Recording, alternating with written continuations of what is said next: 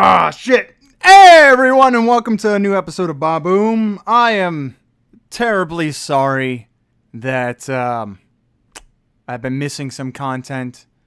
I've really just been not giving a shit. It is entirely 100% my fault. I have about a minute left into Over Trump 2. Which I'm sure some of you have actually subscribed to my channel for because you really enjoyed the first Over Trump. But there is an Over Trump 2, and it is in development. It just takes so much time because I do it frame by frame, and it's just so aggravating. I get to procrastinating. I know there's a better way of using Sony Vegas so I can animate. And I suck. Besides, the basic stuff. But there's so many, fight scenes and things that are moving, and I have to edit it scene by scene. Because I want it to look good, right? I know it's just some edited piece of crap with some political jokes in it, and that's not the point to me. To me, it's like when an artist looks at his own painting. I'm not claiming that I'm an artist. I'm saying that it's like this, but it's like when an artist looks at his own painting and he's just like,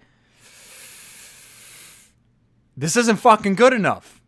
It's just not, right? So I keep looking through it and I keep trying to find errors and things that I can fix and stuff like that because I want it to be great. I want it to be better than the first one, at least on an editing level, because I've kind of gotten better at it. And it takes time and it kind of pisses me off and I've procrastinated. So it is going to come out. Just keep your fingers crossed on the release date. I have no ETA. I was hoping that it was going to be a week or a weekend, but I apologize to the people who have subscribed because of Over Trump. If you are new to this channel and you have not seen any of my previous content, I'm one of those jackasses that like to talk about shit. Particularly video games. Now, a lot of other assholes on YouTube, they're going to put ads and stuff like that on their channel. I don't. It's nice to see that I have almost 300 subscribers. It's beautiful. I thank every single one of you for that. I mean, honestly, this channel started from nothing, and now it's developed into something a little bit more, right? But in my career with video games, in the time that I've spent with video games, a lot of people come to me with opinions and things, with opinions and wanting my opinion in return. And I got to tell you, E3 this year was... I don't know what the fuck I was looking at, right? Microsoft showed off some games that we've already seen before, right? And then they had a Madden tournament for how long? No one cared about that. Nintendo dropped the new Legend of Zelda. And yes, a lot of people are excited over the new Legend of Zelda. But guess what? Wii U sales still suck. They still suck. I'm looking at the paper here. Like, I'm looking at the facts here. Like, yes, we all love Legend of Zelda. I'm sure even if you're some I'm so nerdy, I have Legend of Zelda merchandise everywhere kind of guy. It's just, I don't know. I expected a new Legend of Zelda. Do you get what I'm saying? Like, it's not the fact that they aren't coming out with anything new. Yes, they did mix up the formula with Zelda. And I appreciate that.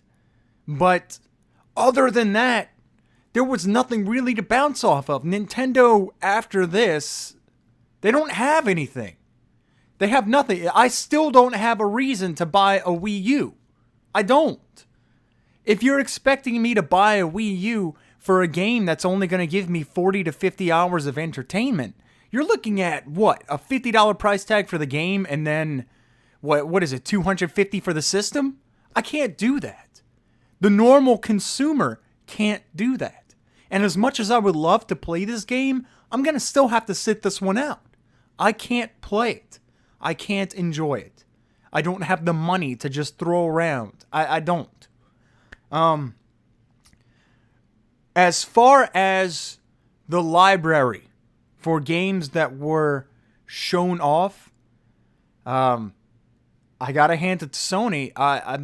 I'm going to say that they won mainly because they threw enough shit at the wall, stuff stuck, right? Like, we knew Legend of Zelda was gonna stick. Like, that was just a solid, good poop chunk ball that just slammed right across the wall and it stuck.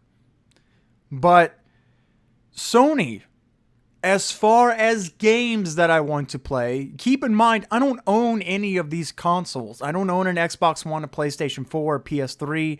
I mean, I've been through my PS3s and Xbox 360s, trust me. All right?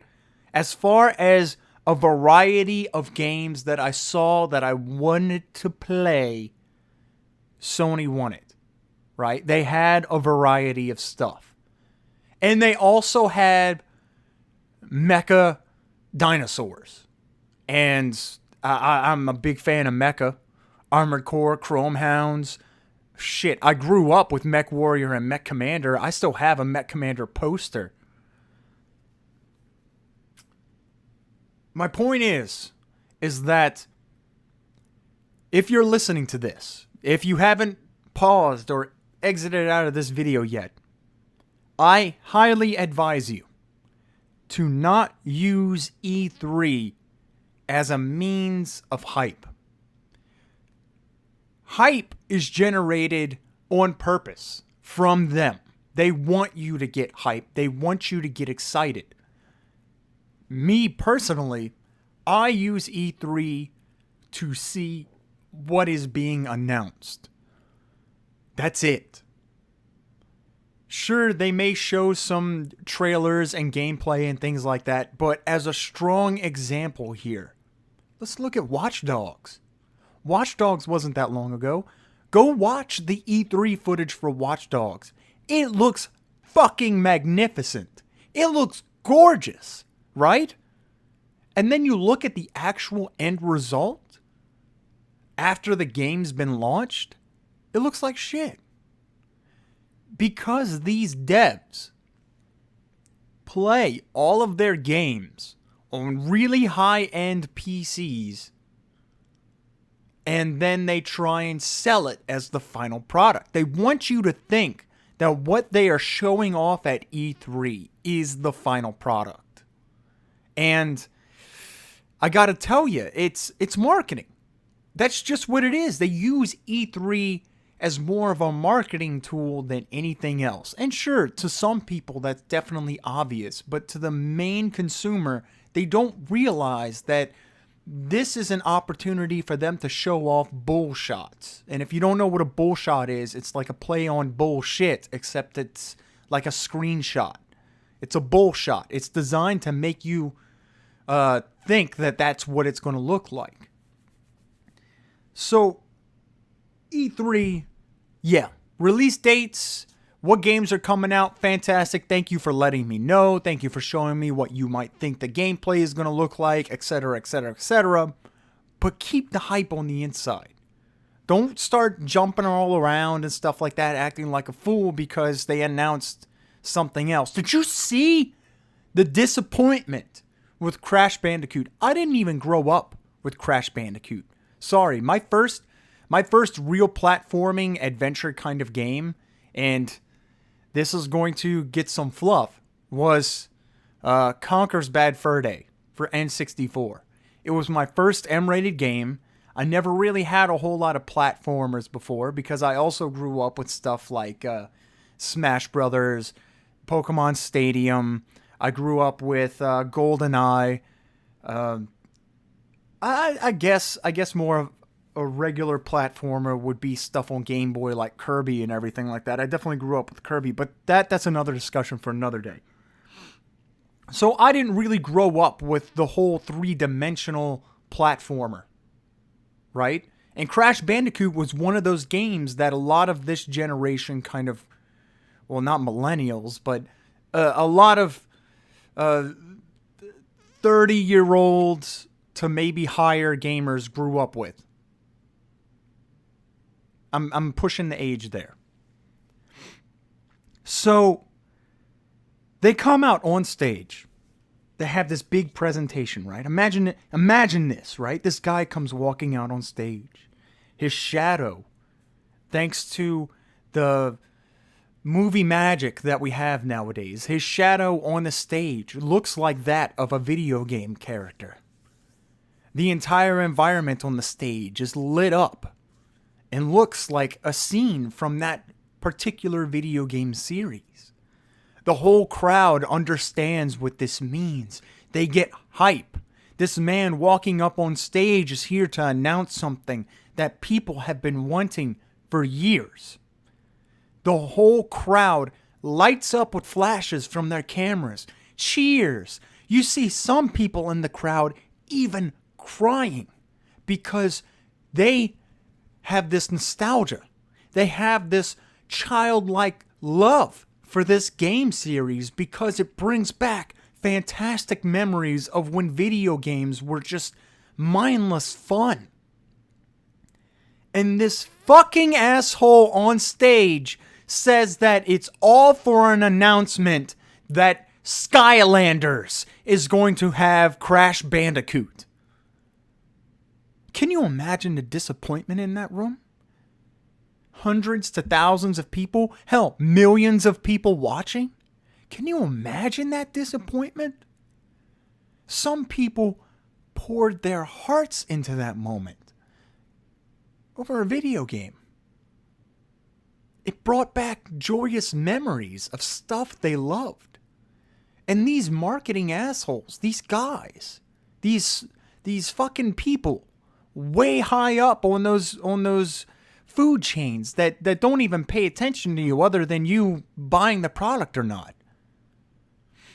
They don't care about that shit.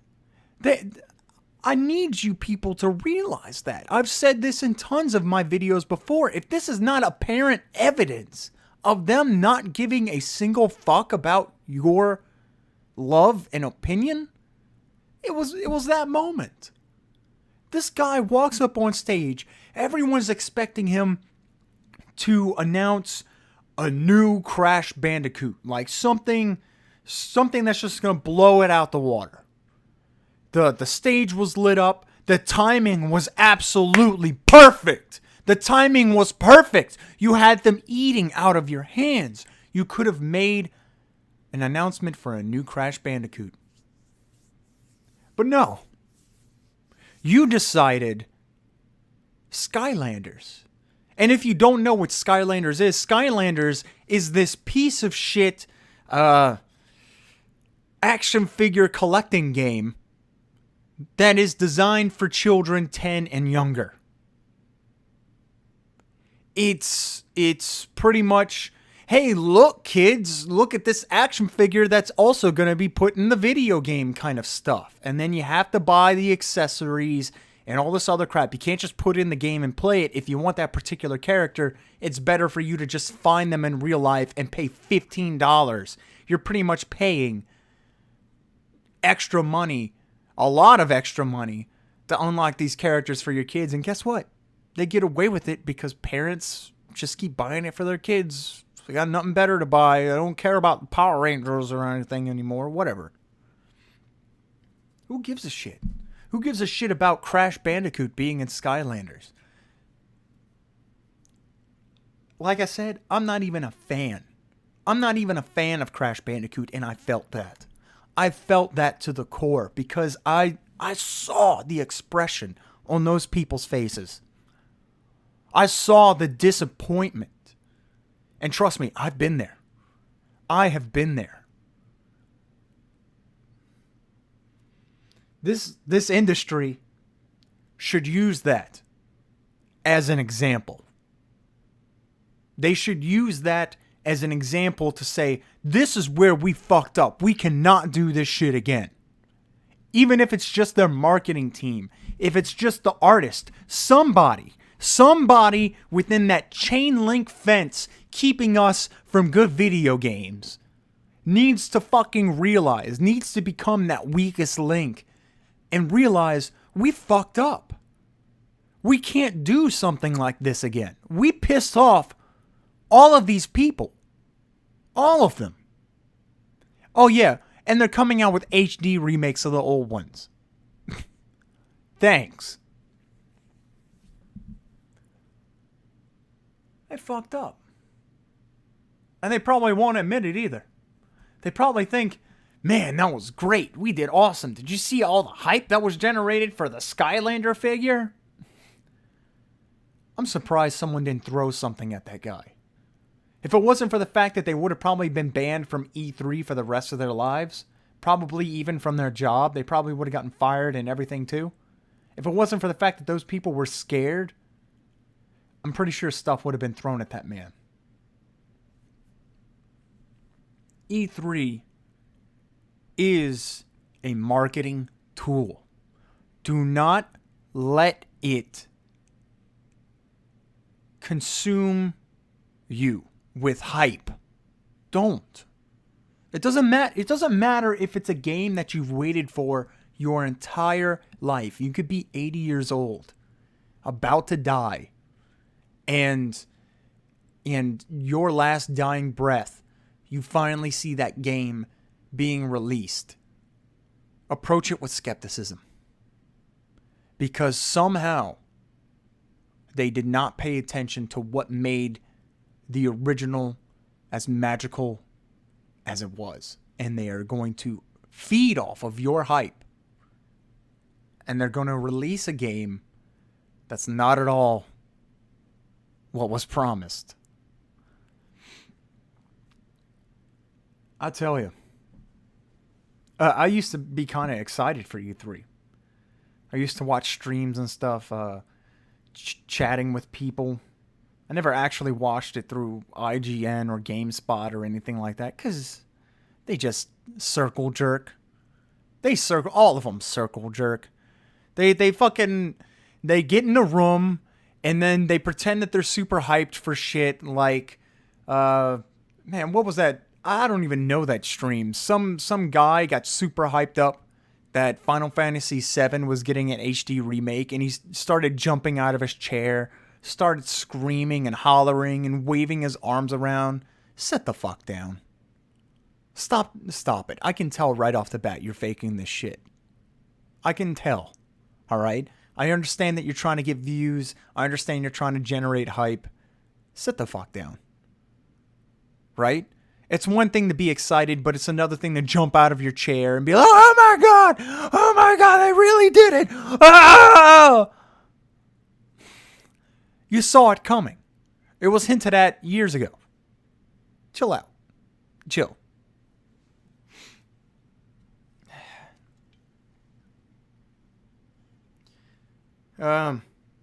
Today is the 4th of July, and I had some Steam credit. And despite everything that I have said, I've decided to celebrate America in the good old-fashioned way and play Duke Nukem Forever.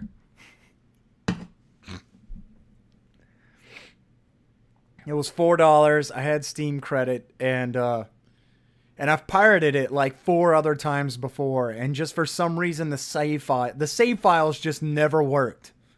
I'd get so far into the game, I'd click save, okay, it's saved. I come back the next day, load it up, and my save file is non-existent. So, after 4 times of trying it, I figured, fuck it, I gotta at least play it. I gotta at least beat it. And I put that $4 towards It was Steam credit. Keep in mind, none of this was actual money.